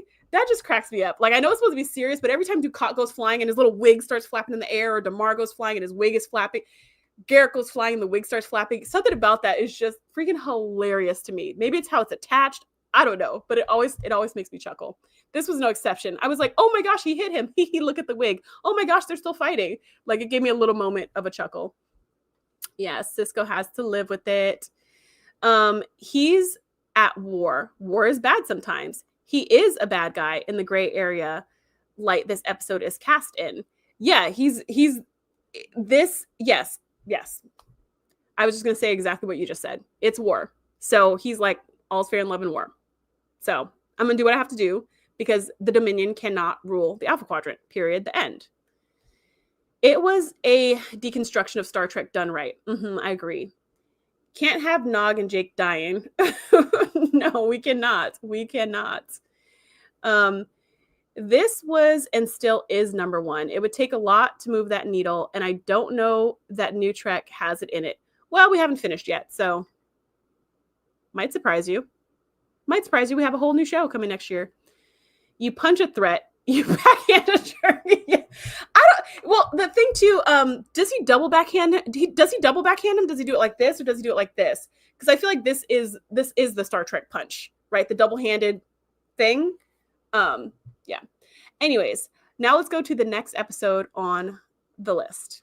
Season 6, Episode 13, Far Beyond the Stars. Cisco experiences visions in which he is Benny Russell, a black science fiction writer in the 1950s in America. Russell struggles against systemic racism and censorship when trying to publish a story about a black space station captain. After his visions end, it's hard to tell which was reality and which was the fantasy. This was such a good episode. I actually saw this one last year. So when we were for a podcast, for the Trek Marry Kill podcast, when we were reviewing some of the best episodes of DS9. So I watched this totally out of context, like the other best episodes. We didn't watch In the Pale Moonlight because somebody else was guesting on that episode. But this is another one of those episodes that I watched out of context, not knowing any of these characters or how they normally interact with one another whatsoever. But I didn't need to know any of that for this episode because this had nothing to do with the characters and how they normally interact with each other. It was a totally different story. So while the last episode had this emotional buildup for me, where the first part of it was kind of like, meh, and the second part of it was like, this episode was emotional all the way through. It was so hard hitting. It was so, this was just a really good episode of television. Full stop. This episode was excellent. The only reason it's not top on my list or higher on my list is the same reason why in TNG's Inner Light, why that episode is never in my the very, very top of my list. Because in Inner Light, while it's a great episode and always makes me cry, it wasn't really about Picard. It was about this other guy who he's pretending to be, right? Similar with this, like this is such a good episode, but it's not really a Star Trek episode. Like there's no aliens or anything like that going on here. It's just a human episode. It's just a story about people. One of the things I love about this episode is it's such an unusual back in time episode. There are a lot of back in time episodes in Star Trek, as we all know, as lovers of Trek.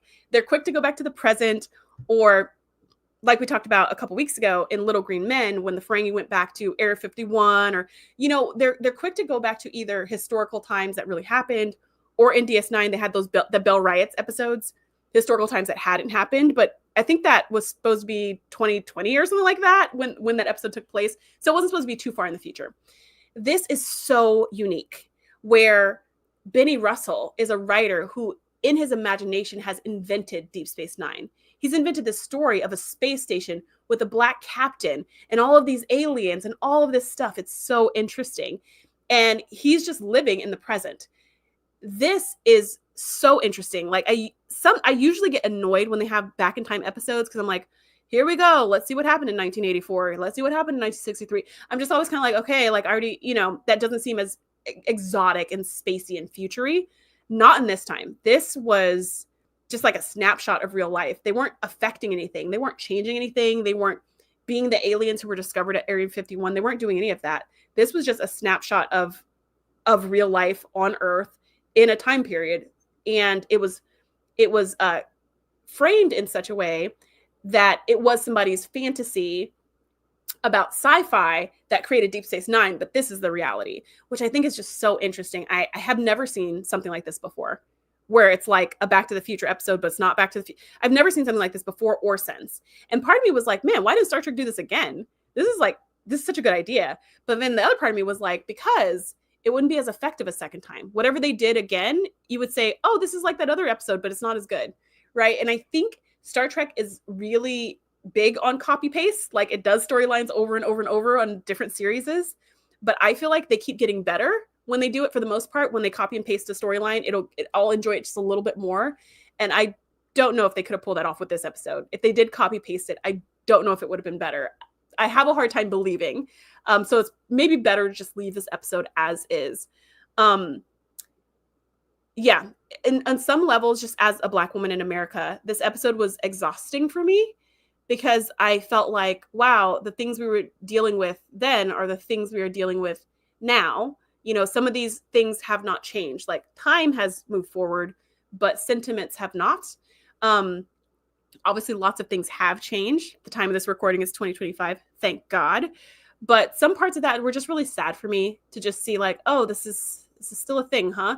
So it made it kind of hard to watch. This is definitely not an episode that I'll be throwing on the rewatch all the time because it was very emotional is what I'm saying. Every scene of this was emotional. And last thing I'll say about this episode is this episode, I think, was the best Avery Brooks episode. Not the best Cisco episode, because Cisco wasn't really in this episode. But Benny Russell, to me, seemed like Avery Brooks. It seemed like he wasn't even acting. He was just being himself. And man, did he kill it. Like, this was my favorite Avery Brooks episode of all of the episodes of all of Deep Space Nine. I really love Benny Russell. And then we get to see him again. Benny Russell comes back. I really love the character of Benny Russell a lot. And that last scene where he's so upset because he got fired for trying to push this story that has a person of color as the main character, and like nobody wants to see that and all of that. And he like has a heart attack because he's so upset, and he's like yelling, and he's just, I mean, that scene, I burst into tears. It was just like, I felt it. So yeah, he killed it. Avery Brooks killed it in this episode. Okay, I'm going to check the chats, and then we will go to the last episode on the list.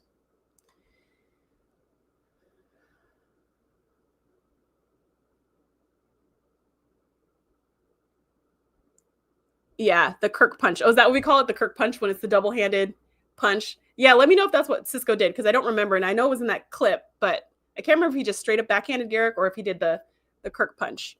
I can't with this episode. It makes me cry so much. Freaking racism and sexism. We got a lot of isms going on in this episode.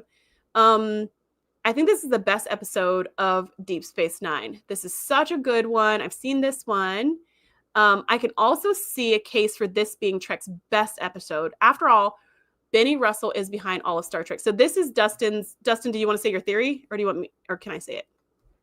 Okay, I don't see you in the chat saying your theory. So Dustin's theory is, or you say it, Dustin. You say your theory if you're still here, and so I won't be putting words in your mouth. I remember Avery Brooks saying, this is one of my favorite episodes to make, if not his favorite.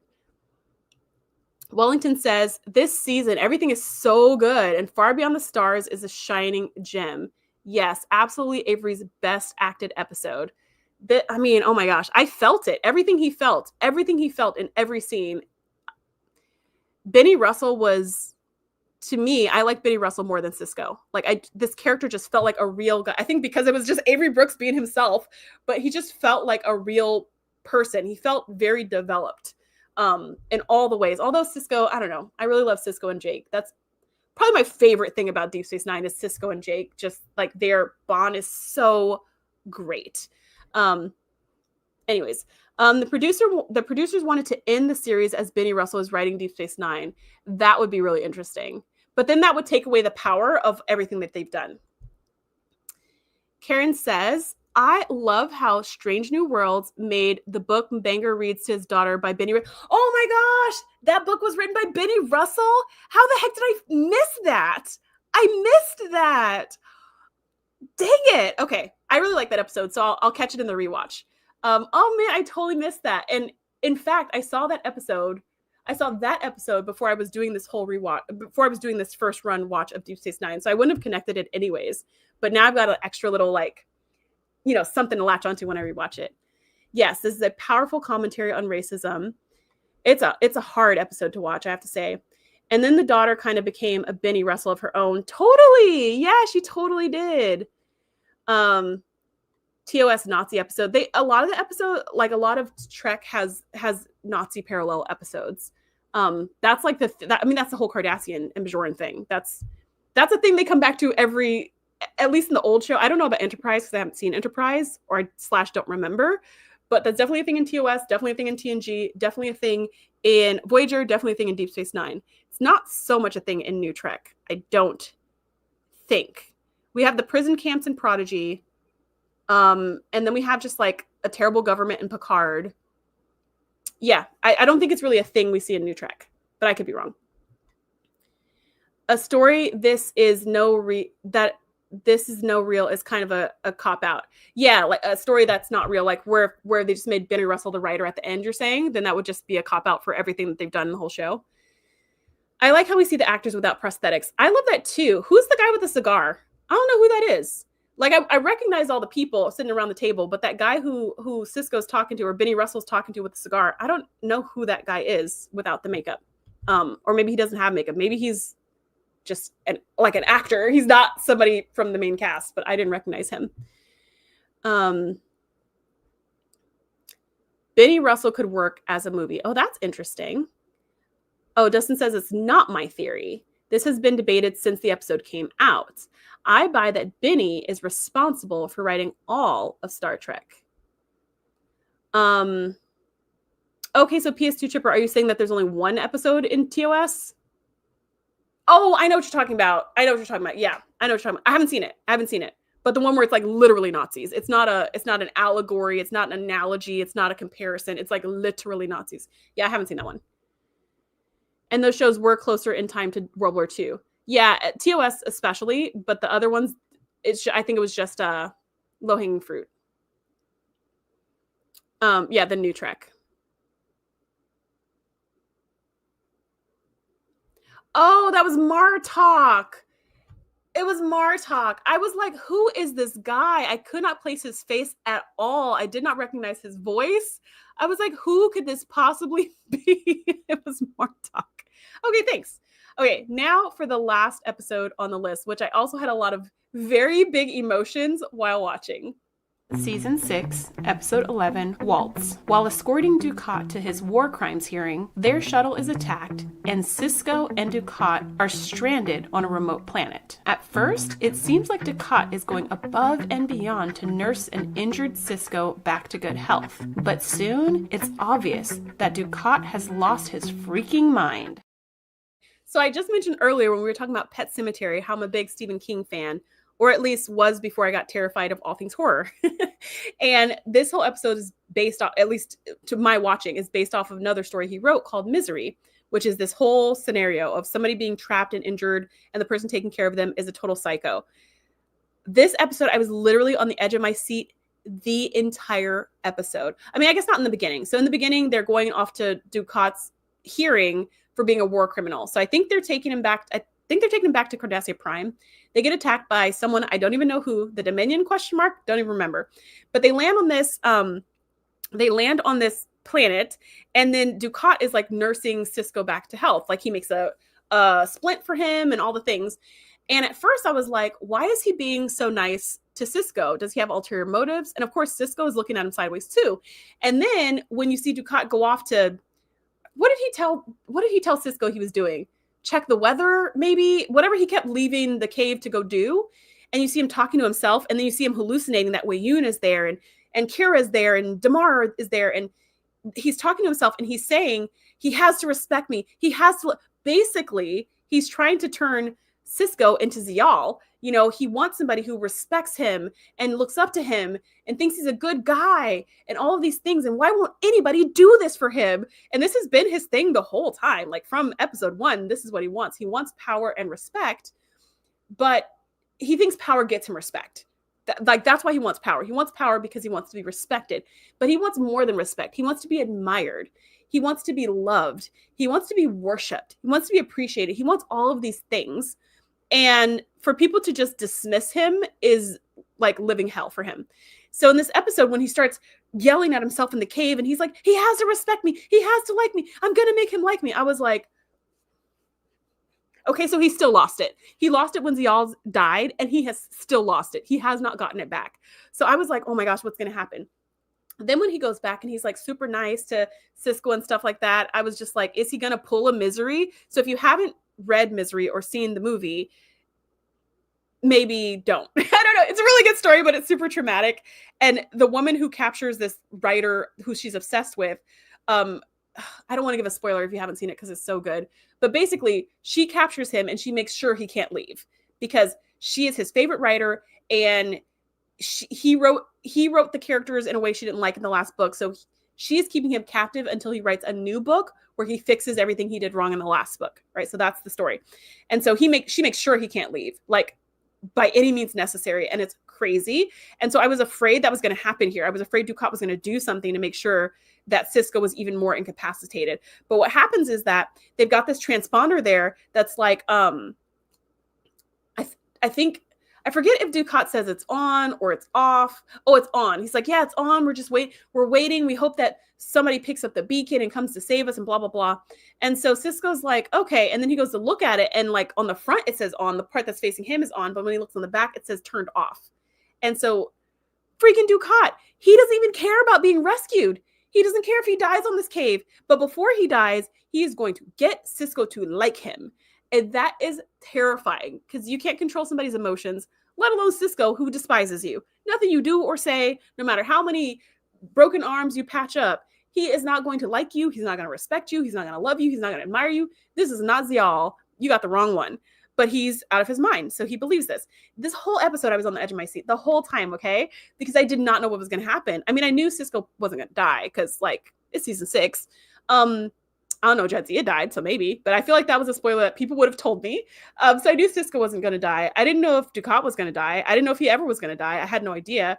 But I was wondering, like, when I saw that transponder was off, I was like, how are they ever going to find them? Because I think at the same time, the Defiant was searching for them, and they had been searching for long enough, and they had to go back to Deep Space Nine because they'd been searching for too long, or they were needed because there was a battle, or for some reason they had to call off the search. So I was like, how are they going to find them? And I thought they're going to pick up the transponder just in time before they leave. And then we find out the transponder's off this whole time. And I was like, well, how are they going to find them? And then Cisco secretly fixes the transponder when Dukat's on one of his walkabouts. So he fixes the transponder so it starts, locating. And Dukat comes in and figures it out. And then he smashes the transponder to bits. So I was like, oh my gosh, they're really never going to get off this planet. Like, how are they going to get off? And then all of Dukat's hallucinations show up in the cave with Cisco. And so he starts talking to them and yelling at them and shooting them. And Cisco's just sitting there like, what is going on? Because he can't see any of them, but he can hear one side of the conversation. And now he knows he's in trouble. He's in big trouble. He needs to fight for his life. He needs to get out of here. And then I think it's like their food tray or something he picks up. Maybe it's part of the transponder that was smashed. But he picks up something and he hits Dukat over the head really hard. And then he runs out. You will not believe. I was yelling at my screen out loud. I was yelling, double tap, Cisco, double tap. This is zombie rules. You don't just hit them once. You keep hitting them so they don't get back up. You don't know how hard a Cardassian skull is. And I'm not saying I wanted him to end his life, but make sure he's knocked out for at least long enough for you to get away. It's like in a scary movie when there's like, they push him into a wall or they hit him one time. They hit him one time with something and they drop the weapon and they run away. And it's like, no, if you want to incapacitate them or tie them up or lock them behind something. These were not options for Cisco. There was nothing to tie him up. There's nowhere to lock him up. But you know what I mean? It's like, keep this person, in some kind of way where they can't turn around and just capture you 2 seconds later, which is what happens. So Cisco's running. He comes out of the cave and the shuttle is sitting right there. It hasn't been destroyed. It's A-okay. It's fine. It's fine. It's just sitting right there. And so Cisco goes in and starts like turning everything on, and like he slowly closes the little door ramp. And I was like, I'm like watching this episode like, oh my gosh, close the door faster. The first thing you should have done is walked in, close the door, then turn on the ship and figure out the systems and see if it's all okay. And is there a lock? Lock it. Lock whatever you need to lock. Like, is there a key? I'm just like, oh my gosh. So the door is like slowly closing in the shuttle, and then Dukat jumps in. And I was like, this is why you double tap. This right here is why you double tap, because now Dukat has weapons and you do not. I think he had a phaser or something. So then he like blasts Cisco, lowers the door, tosses him out on the sand, and he's just like, well, I guess my plan's not going to work. And then he closes the door and hops on the shuttle and flies away. I was on the edge of my seat this whole time, you guys. Like, I did not know what was going to happen. My anxiety was so high. I was just terrified. And honestly, I don't remember how he got rescued or who rescued him, but he got rescued and it was fine. But I was like, is Sisko going to, he didn't have to, they could have left him on that planet for like several more days, could have come back to the next episode. And he's trying to, like, I don't know. But this definitely had the most emotions for me of all of the things on this list so far. We start out with His Way, seeing Kira and Odo having this beautiful little romantic thing, which was like so heartwarming. And then we went to stuff like Time's Orphan, which was really heartbreaking. And then we went to something like, you know, In the Pale Moonlight, which was surprising, or Far Beyond the Stars, which was just like a range of emotions throughout the whole episode. This one was just high anxiety, like from start to finish. It was so well done. It was like Castaway, but you're cast away with your nemesis. It was a really good episode. Okay, I'm going to check the chat, and then we'll be done for today, and we'll be talking about my top 10 favorite episodes from season 7 of DS9 next week. So be sure to subscribe if you have not already. Okay, let's see. Sometimes you can put two men in a phone booth and it can be the best thing you've ever watched if those two people have chemistry. Yeah, it's such a, like, again, like a bottle episode. Like, it's just the two of them, but I was totally engaged the whole time. Like, I wasn't like, oh my gosh, this is boring, it's just a cave. No, I was like, what's gonna happen? Oh my gosh, Ducat's crazy. Oh my gosh, is Sisko gonna figure it? Like, it was good. They did a good job. Love Ducat going crazy. NPD people are detached from reality, speaking from experience. NPD, what does that stand for? Is that narcissistic personality disorder? Yeah, I feel like, though, don't they, like, wouldn't a narcissist, like, assume everybody loves them? Because Ducat was not assuming that. He was, like, trying to squeeze it out of Sisko. Like, I'm going to feed him soup. I'm going to patch up his arm. He is going to love me by the end of this or else, which was so scary. The war was only 20 to 25 years past. Lots of people alive from that period. I think you're talking about why there was so much World War II reference in, like, early Trek, like TOS to Enterprise. I don't know if it was referenced in Enterprise, but I'm assuming. And not so much in New Trek, which totally makes sense. The Paw Race saw this and went, oh, Ducat, he's our guy. We want him on our team. This episode is insane, and so is Ducat. He is such a narcissist. Crazy Ducat. When DS9 is over, can you put a TOS viewer choice review on the back burner? Yeah, I was going to watch TOS, honestly. But there's 90 episodes, so it'll take a long time. But it is on my list of things to watch for sure. And I've seen a couple episodes, but I want to watch it like I did DS9, like properly from beginning to end. I learned the meaning of hobbling from Misery, right? I learned the meaning of enucleation from CSI, and I wish I could unlearn that word. Actually, no, it was from Criminal Minds, and I wish I could unlearn that word. The only thing I don't understand is why Ducat left Sisko on the planet, but then let the Defiant know where he is. Oh, is that how it ended? Yeah, I didn't remember totally how it ended, but I remember thinking, oh crap, Sisko is so screwed. And also, by the way, I said Sisko should have done the double tap. Ducat could have totally done the double tap. He could have been like, well, it's not working. Let me set my phasers a little bit higher. Like, he could have done that also. I'm glad he didn't, but he could have. This is proof why we need emergency rescue holograms. Charisse is right. Ducat deserves a double tap, then a triple tap. They do tend to assume it, but if you don't, they will go crazy trying to get you to love them. Oh, that makes sense. Well, thank you so much, everyone, for coming who's watching live. And thank you so much for everyone who is still watching on the replay. This is quite a bit of stuff to watch. If you missed it, by the way, if you just joined, you can literally rewind right now and watch from the beginning. Ducat needs Sisko to recognize his greatness, I guess. He's so wild. But anyways, okay, that was my list. Join me next week, same time, same place, where I will be talking about the top 10 best episodes from season 7 of Deep Space Nine. So glad to have you all here, and I'll see you next time.